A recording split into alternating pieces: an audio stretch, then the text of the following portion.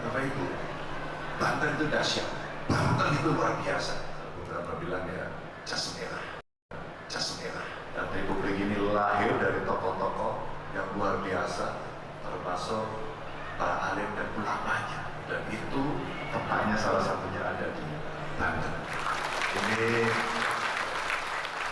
sungguh penghormatan dalam silaturahmi ini. Mudah-mudahan ini bukan yang terakhir. Mungkin Bapak Ibu ada yang senang dengan saya, ada yang tidak suka dengan saya, tidak apa-apa. Tapi silaturahmi jangan sampai putus, karena itulah yang menurut saya esensi yang paling penting.